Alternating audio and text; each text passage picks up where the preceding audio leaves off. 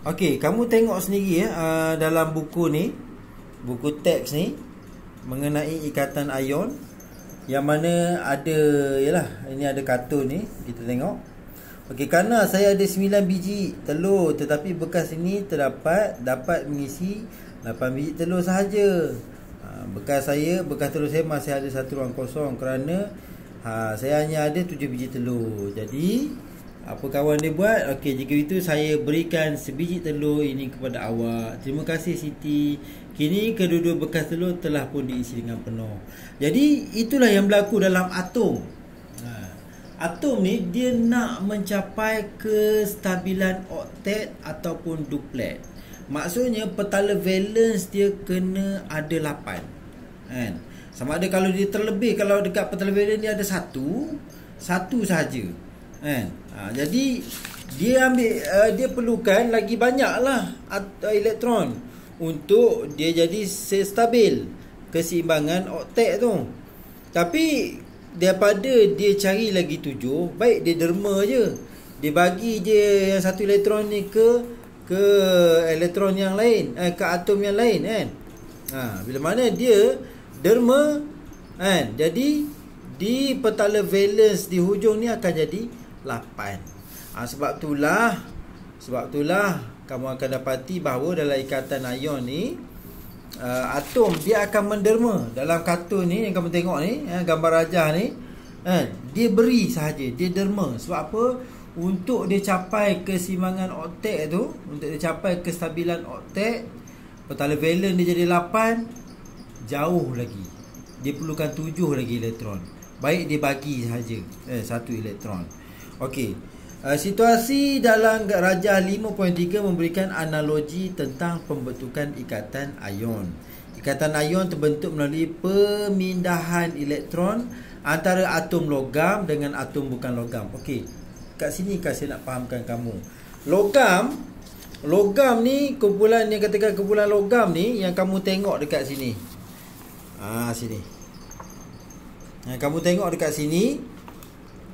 Jadual berkala ni, saya pun telah terang pada kamu, kebanyakan di sini adalah bersifat logam. Dan sini separa logam, dan sini bukan logam.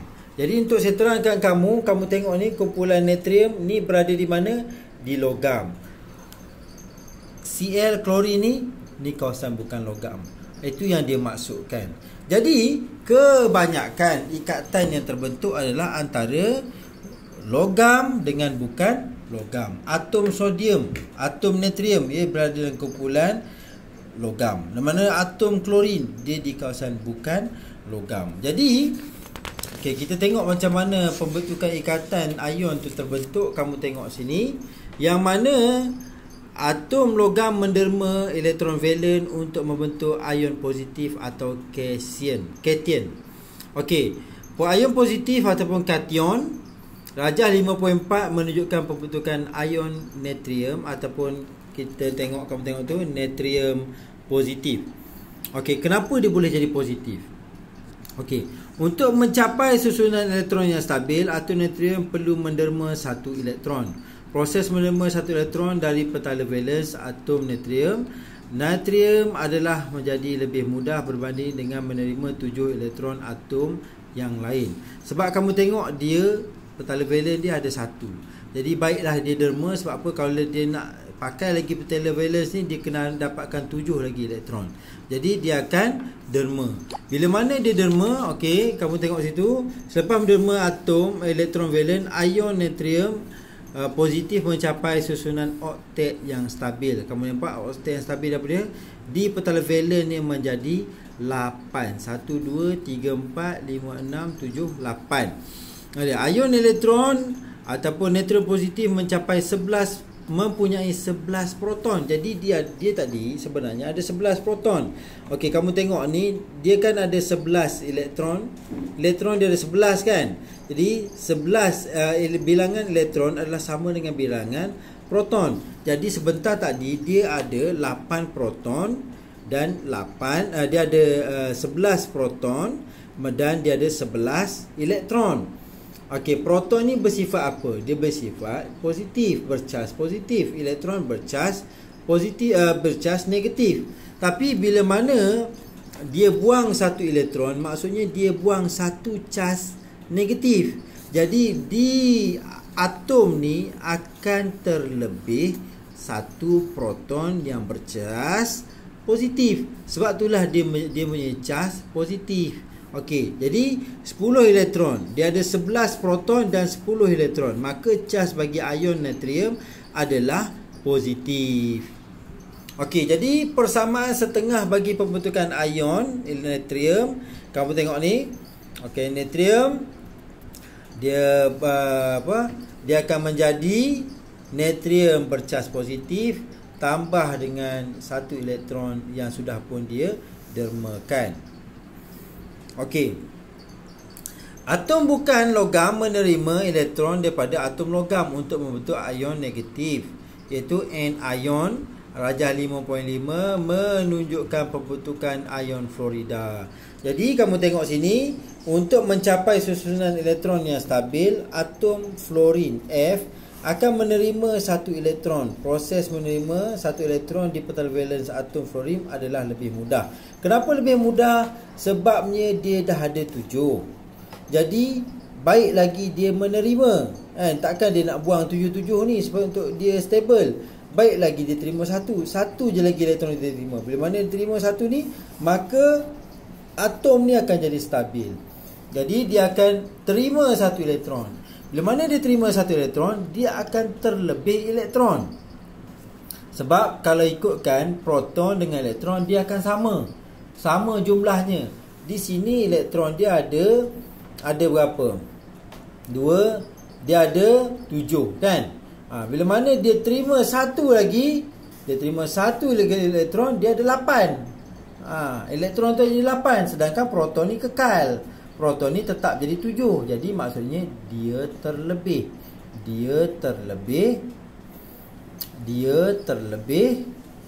apa dia? Elektron. Dan proton ni makin berkurang. Sebab itulah dia akan jadi negatif. Sebab apa? Elektron ni bersifat negatif. Sebab itulah kamu tengok sini, bila mana dia membentuk ion, dia akan jadi negatif. Jadi kesimpulannya, kebanyakan atom-atom bukan logam, dia akan jadi negatif. Manakala atom-atom logam, dia akan jadi positif. Okey, ini adalah persamaan setengah. Bila mana sesuatu proton tu dia menerima elektron. Okey, fluorin dia tambah dengan elektron yang diterima, dia akan jadi F negatif. Okey, bila mana kedua-duanya telah membentuk positif dan negatif, kedua-duanya mempunyai cas, apa yang akan terjadi? Sebatian ion terbentuk apabila ion yang berlainan cas tertarik antara satu sama lain untuk membentuk ikatan ion. Bagaimanakah ion yang berlainan cas ini tertarik antara satu sama lain? Okey, kenapa dia tertarik antara satu sama lain? Sememangnya dalam hukum yang biasa kita tengok pun, ion positif akan tertarik dengan ion negatif. Bila mana dia tertarik, maka dia akan membentuk satu ikatan. Ikatan tersebut adalah ikatan ion. Okey, kita baca sini. Atom natrium akan menerima satu elektron untuk mencapai susunan elektron oktet yang stabil. Ion natrium positif terbentuk. Manakala atom fluorin F akan menerima satu elektron daripada atom natrium. Natrium mencapai susunan elektron oktet yang stabil. Ion fluorida akan dengan susunan elektron oktet akan terbentuk. Kamu nampak yang ni dia dah jadi 8, yang ni pun dia dah jadi 8. Bila mana yang ni jadi 8, yang ni pun jadi 8, apa jadi? Yang natrium ni dia akan bercas positif. Manakala yang fluorida ni dia akan bersifat negatif, dia akan bercas negatif. Jadi positif dengan negatif, mereka akan tertarik antara satu sama lain. Ion natrium dan ion fluorida berlainan cas tertarik antara satu sama lain oleh daya tarikan elektrostatik. Ini yang kamu kena ingat, daya tarikan elektrostatik yang kuat. Daya tarikan elektrostatik ini disebut sebagai ikatan ion. Sebatian natrium fluorida akan terbentuk. Sebab apa? Sebab adanya ikatan ikatan ion.